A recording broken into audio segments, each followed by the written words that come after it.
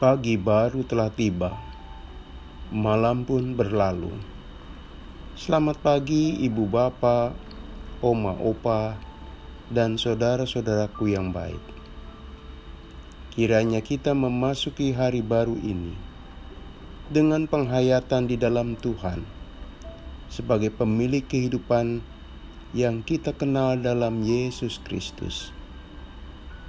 Renungan kita diambil dari Injil Yohanes 10 ayat 10. Pencuri datang hanya untuk mencuri dan membunuh dan membinasakan. Aku datang supaya mereka mempunyai hidup dan mempunyainya dalam segala kelimpahan. Saudaraku, dalam kehidupan sehari-hari, ada sosok yang kita takuti. Dia adalah pencuri.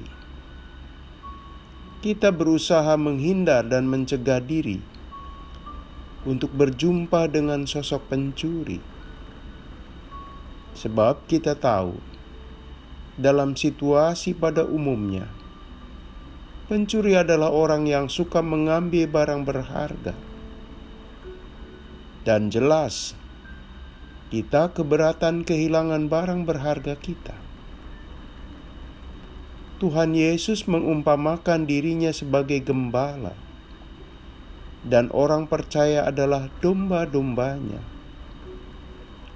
Hubungan antara gembala dan dombanya teramat indah.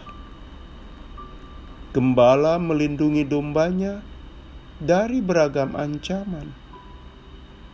Gembala mengenal dekat siapa itu domba-dombanya. Lebih dari itu semua, gembala itu yang memberi hidup dan menyelamatkan domba-dombanya.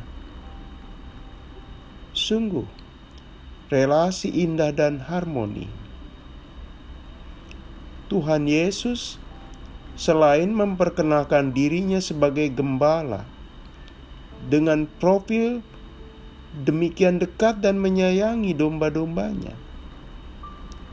gembala yang sungguh-sungguh memberi ketenangan buat dombanya. Pada saat bersamaan, ia pun memberi peringatan tentang bahaya, bahwa selain ada gembala, juga ada pencuri. Ada 3 ancaman sehubungan dengan keberadaan pencuri. Pencuri itu mencuri, membunuh, dan membinasakan atau menghancurkan. Dengan lihainya, pencuri itu bisa merenggut hal berharga dalam hidup manusia, terutama hal yang baik dan berharga dalam kehidupan kita. Apa itu? Pencuri itu akan menghancurkan pekerjaan dan karir kita, kegembiraan kita, kebahagiaan kita, kesehatan kita, finansial kita, perkawinan kita, anak-anak dan keluarga kita, dan sebagainya. Pencuri itu ingin memporak-porandakan segala sesuatu yang berarti dalam kehidupan kita.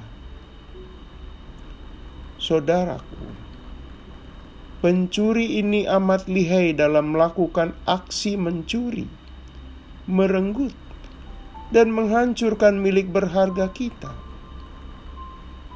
sehingga orang percaya bisa tidak menyadari, nggak ngeh bahwa pencuri itu menjalankan aksinya dalam hidup kita. Kita bisa baru sadar di kemudian hari.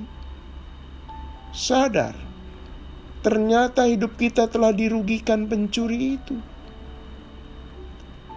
Saudaraku, jika pencuri melakukan modusnya dengan beragam cara, sehingga itu tadi kita bisa dininabobokan oleh aksinya, seperti pencopet di atas kendaraan umum. Sewaktu beraksi, Saking lihainya, kita tidak tahu tangannya mengambil benda berharga dari saku atau tas kita. Baru setelah kita turun dari kendaraan, kita terkejut bahwa kita telah kecopetan. Demikianlah fakta kehidupan menurut firman Tuhan. Ada Tuhan Yesus sebagai gembala yang mengaruniakan hidup berlimpah dan hal yang baik dalam hidup kita, yakni karir, kesehatan, keluarga, persahabatan, kebahagiaan, perkawinan, dan sebagainya. Tapi semua yang berharga itu jika tidak dijaga baik-baik, tidak diproteksi dengan ketat, semua itu bisa hilang dan hancur oleh ulah pencuri. Siapakah pencuri itu, saudaraku? Tuhan Yesus menunjuk orang-orang yang datang ke orang-orang percaya sebelum Tuhan Yesus datang ke bumi. Namun suara mereka itu tidak didengar. Ini bisa saja juga yang dimaksud adalah tokoh-tokoh agama yang munafik. Yang paling berbahaya adalah suara kegelapan dalam diri kita, atau bisa juga iblis. Yang jelas, pihak yang tidak senang kita dengan gembala yang baik, yaitu Tuhan Yesus, terpelihara relasinya secara harmoni. Kiranya dengan bijak kita mewaspadainya dan kita mengenakan senjata rohani. Sekali lagi, kita tidak mau dan rela hal yang berharga dan berarti seperti disebutkan tadi direnggut dan dihancurkan sang pencuri. Mari kita berdoa. Tuhan, tabirilah kami dengan iman dan kuasa-Mu, agar si pencuri gagal merenggut hal berharga milik kami. Dalam nama Tuhan Yesus kami berdoa. Amin. Selamat pagi saudaraku. Selamat memasuki pagi baru. Masih bersama Pendeta Emeritus Supriyatno. Tuhan memberkati.